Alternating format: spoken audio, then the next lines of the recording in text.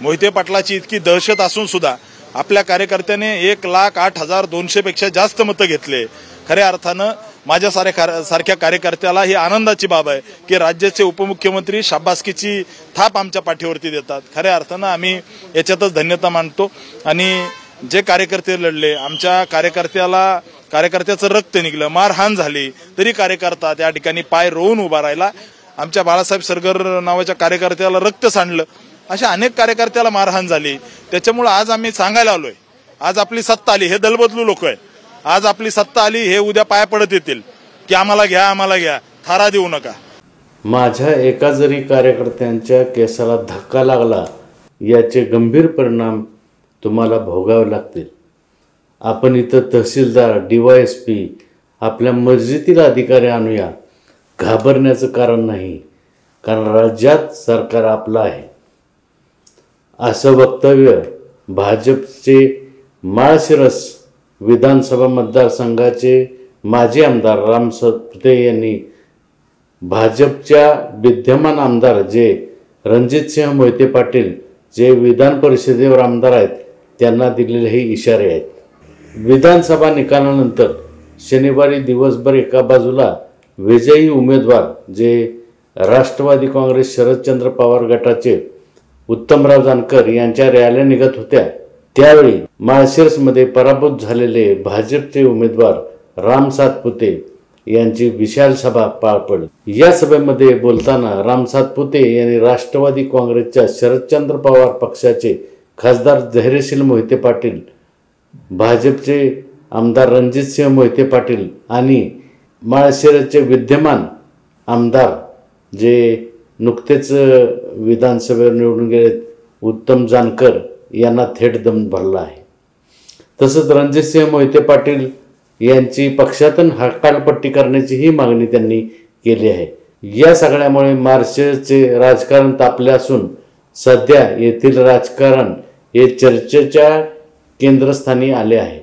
आता नेमकं काय घडलं माळशिरसमध्ये आणि राम सातपुते एवढे का चिडलेत ते आपण या व्हिडिओच्या माध्यमातून पाहूयात।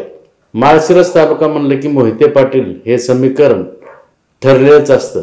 मागच्या 70 वर्षापासून या तालुक्यावर विजयसिंह मोहिते पाटील यांनी एक हाती वर्चस्व गाजवले आहे। 2019च्या लोकसभा निवडणुकीआधी मोहिते पाटील राष्ट्रवादी काँग्रेस यांची साथ सोडून भाजपमध्ये त्यांनी प्रवेश केला। लोकसभेला रणजितसिंह नाईक निंबाळकर आणि विधानसभेला राम सातपुते यांना निवडून आणलं। या बदल्यात रणजितसिंह मोहिते पाटील यांना भाजपने विधान परिषदेवर आमदार केलं। लोकसभा निवडणुकीनंतर खासदार रणजितसिंह निंबाळकर आणि आमदार राम सातपुते हे मोहिते पाटलांची फटकून वागत असल्याचं सांगितलं जाऊ लागलं। झालेल्या लोकसभेच्या निवडणुकीत धैर्यशील मोहिते पाटील यांनी भाजपकडे खासदारकीसाठी शब्द टाकला होता, पण भाजपचे तिकीट विद्यमान खासदार रणजितसिंह निंबाळकर यांना पहिल्याच यादीत जाहीर केलं। त्यामुळे मोहिते पाटलांनी पुन्हा एकदा शरद पवारांना जवळ केलं। तिथूनच भाजप आणि मोहिते पाटील यांचे संबंध बिघडले। यंदाच्या लोकसभा निवडणुकीत धैर्यशील मोहिते पाटलांनी विजय मिळवला। त्यानंतर मोहिते पाटलांचे पारंपरिक विरोधक असलेले धनगर समाजाचे नेते उत्तमराव जानकर यांनीही मोहिते पाटलांची तळ केला।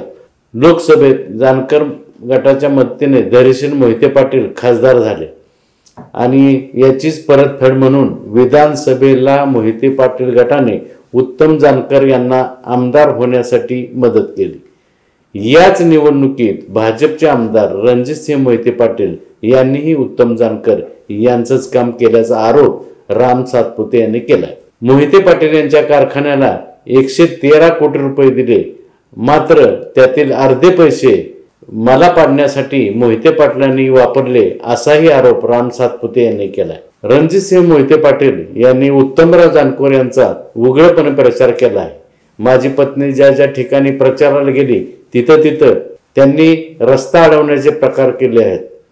माझ्या जवळच्याच कार्यकर्त्यांना मारहाणही केली आहे आणि मला विधानसभा निवडणुकीत पाडण्यासाठी पूर्णपणे प्रयत्न केले आहेत। थोडक्यातच ज्या भाजपने रणजितसिंह मोहिते पाटलांना आमदारकी दिली, साखर कारखान्यासाठी आर्थिक बळ दिले, संपूर्ण ताकद दिली, त्या रणजितसिंह मोहिते पाटलांनी पूर्णतः भाजपच्या विरोधात काम केलं. मोहिते पाटील यांच्या कार्यकर्त्यांनी पोलिंग एजंटला धमक्या दिल्या असा आरोपही राम सातपुते यांनी केला. तहसीलदार DYSP आपल्या मर्जीतीने आणून घाबरण्याचं कारण नाही, राज्यात सरकार आपलंच आहे असा इशाराही राम सातपुते यांनी मोहिते पाटील बंधूंना दिलाय. यापूर्वीही देवेंद्र फडणवीस यांनी मोहिते पाटलांना अशाच प्रकारचा इशारा दिला होता. लोकसभा निवडणुकीच्या वेळी रणजितसिंह मोहिते पाटील हे भाजपच्या प्रचारापासून अलिप्त होते. देवेंद्र फडणवीस यांनी रणजितसिंह मोहिते पाटील यांची 2 ते 3 वेळा भेट नाकारली होती. अकलूजमधील सभेतही देवेंद्र फडणवीस कुणाच्या भानगडीत पडत नाही आणि पडलो तर त्याला सोडत नाही असा इशाराही त्यांनी दिला होता. त्यानंतर एका मुलाखतीमध्ये देवेंद्र फडणवीस म्हणाले होते, अजूनही काही लोकांची सरंजामशाही गेलेली नाही, पण धैर्यशील मोहिते पाटील यांचे गुंडगिरीचे राजकारण मी चालू देणार नाही असं सुद्धा थेटपणे त्यांना दटावलं होतं. आता राम सातपुते यांच्या इशाऱ्याने मोहिते पाटील यांचे काउंटडाऊन सुरू झाले असल्याची चर्चा आहे. आता आगामी काळात सरकारकडून, भाजपकडून, प्रशासनाकडून मोहिते पाटील यांना राजकीय दृष्ट्या दाबलं जाण्याची शक्यता आहे. पालकमंत्री भाजपचेच होण्याची शक्यता आहे आणि या माध्यमातून मोहिते पाटलांच्या कामांना ब्रेक मिळू शकतो. निधीसाठी अडवणूक केली जाऊ शकते. कारखान्याला मिळालेले आर्थिक पाठबळ सुद्धा थांबवलं जाऊ शकतं. सोबतच राम सातपुते यांच्या मागणीची दखल घेतल्यास रणजितसिंह मोहिते पाटील यांच्यावर पक्षांतर बंदी कायद्यानुसार कारवाई होऊन आमदारकी जाण्याची ही शक्यता आहे.